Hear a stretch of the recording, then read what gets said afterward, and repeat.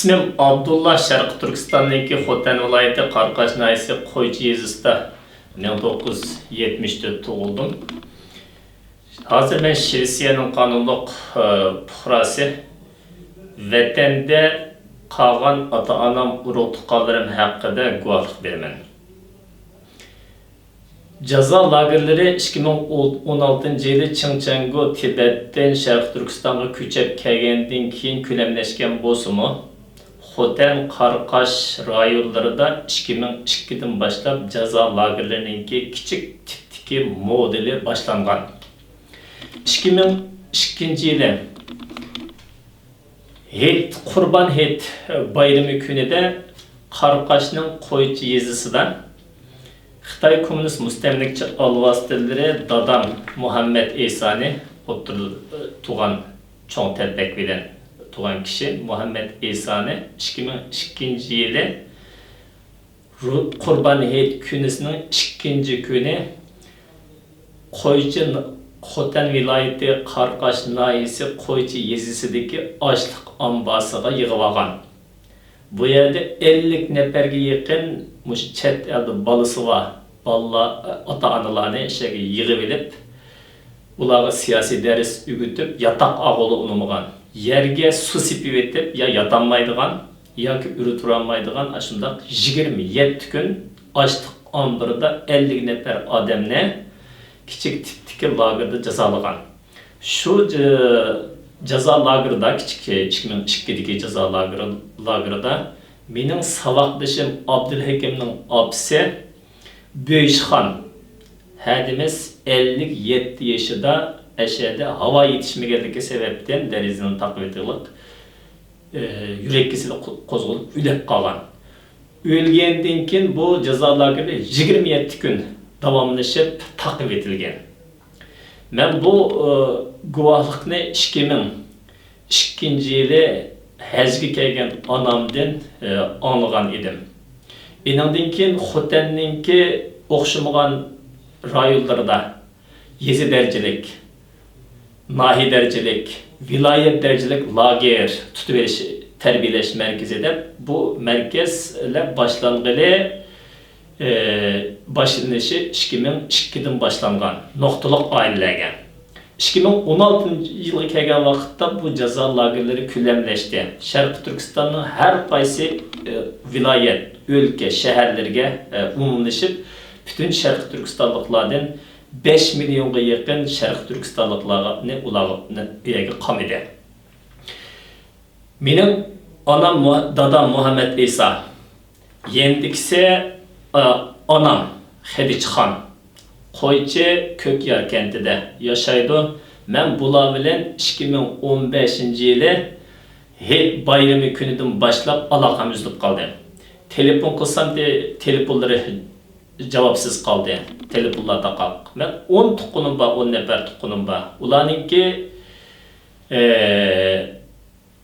ismi Maynurxon, Mahmud, Ahmed, Rabiya, Qurban, Zeynep, Gülcennat, Melike, Sudiya qatorliqlar. Men bular bilan 2015dan beri aloqalashamadim. Xitoy kommunist mustamlikchi alvastillari dadamni va mening urug' tuqqanlarimni men bilan aloqalashganligi sababli hukumatda ishlagan bo'lsa yiroq qildi. Normal turmushiga qiyinchilik yaratib, ularni men bilan aloqalashmaydigan ahvolga olib keldi. Demak, Xitoy kommunist mustamlikchi alvastillari mening dadam bilan o'g'li, mening orlig'imdagi mehr muhabbat, insoniy haq huquqlarimizdan mahrum qildi. Shuning uchun men xalqaro jamiyatni, butun inson haqlari tashkilotlarini Xitoy kommunist mustamlikchi alvastillariga besim qilish orqali bizningki normal insoniy haqqimizni kafolatga ega qilishni va mushu ota-onamning nada ekanligi, urug' tuqqanlarimning nada ekanligi haqida tez javob berishini so'rayman. Chunki men ularningki hozir qaysi lagerda, qaysi adresda, o'zining uydimi, nada xabarim yo'q. Mening ular haqida 2015dan boshlab aloqam uzilib qoldi. bu haqqımni xalqaro jamiyatdan Xitoy kommunist mustamlakcha alvastillaridan talab qilaman. Xitoy kommunist mustamlakcha alvastillari. Buningga javoban, agar ular hayot bo'lsa, nima uchun mening telefonimni qabul qilmaydi? Nima uchun senlar ular menga telefon qilsa yoki men ularga telefon qilsam chet el bilan aloqalashdi deb mushundaq 2002 dan boshlab jazo lagerlarida qiynaysa. Yana bir menga kelgan ma'lumotlarda 2002-yili dadam shu açliq ambir yotgan vaqtda saqchilarning qattiq qo'lligi sababli chap ko'zidan yerim ayrilgan.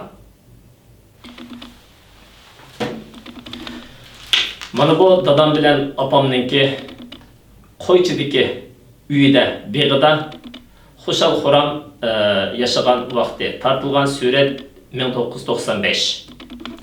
Ben 2002'den başlap aloqa bo'lsa-mu 2015-yildan başlap hazır 2020-yil olsa jami 5 yil oldu men ota-onam bilan aloqalashamadim. Chunki Xitoy kommunist mustamlakcha alvastillari jazo lagerlarini umumlashtirishdan burun chet eldagi aktiv tashkilot rahbarlarining siyosiy faoliyatchilarninki ota-onalarini nuqtaliq oila deb ashundaq jazo lagerlariga logeylarga olib berib besim qilib ularni tümür qalqan sifatida bizga qarshi qo'llangan.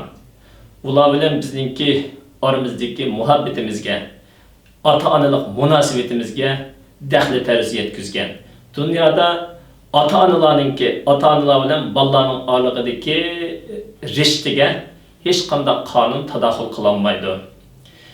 Hatta ota-ona bir davlatga tava, bola bir davlatga tava bo'lsa-mu, ularningki ko'rishish, paranglashish, ota-onalik munosabatini davomlashtirish haqqi albatta bor. Ammo men ular bilan hozir qadar ota-onalik, bolalik munosabatimni davomlashtira olmayapman. Shuningdek men shirs fuqarosi sifatim bilan Xitoy kommunist mustamlakcha alvastillarininki jazo lagerlaridami yoki uydami har holda ishkencha ichida yashayotgan ota-onam va urug' tuqqanlarim bilan bemalol kurashishni, aloq qilishni xohlayman. Bu suratdagi Akbar Hoji, yendikisi Nurman Hoji, Ürümchida Dashimin atrofida yashaydi. Bu meningki qiyna otam, qiyna onam. Hazır Akbar Hoji Ürümchidagi jazo lagerlarida 3 ay burun bu adamni kesel munosabati bilan sirtiga olib chiqib, o'g'li Murodovninki müşehede palımlarını qo'llab, shamganlarni qo'llab qilgan bir namoyish suratini ko'tarib berib, o'g'lim, o'zingning o'g'li qizing, kuyovling Shvetsiyada jim yotmadi. Shuning uchun seni yana qayta akirib ketishimiz kerak deb doktorxonada davolanishga bergan qaynotam Akbar Hojimni. Yani 3 kundan keyin yana jazo lagerlariga pul bilan qaytirib olib ketgan. Hozir menda turmadan chiqqan vaqtidagi bir surat var. Bexatarlik munosabati bilan men uni oshkorlamayman. Xitoy kommunist mustamlakcha alvastillaridan mening siyosiy faoliyatga qatnashganligim munosabati bilan menga qizni bergan qaynotam Akbar Hojimni, qaynonam Nurman Hojimni iskanja ostiga olmasligini, ularga besim qilmasligini talab qilaman. Chunki bir odam bilan to'y qilishi normal ahvol. Qizichoq odamning qizini söygen birisiga berish haqqi bor. Shuningdek, menga qizni berganligi uchun bu odamni jazo lageriga sulash jinoyat, inson haqlariga qilingan bir dafsanchilik. Shuningdek, qaynotamning nima ekanligini, nima ayibnoma bilan sulanganligini deb berishni talab qilaman. Shuning bilan birga bir narsa eslatmoqchi.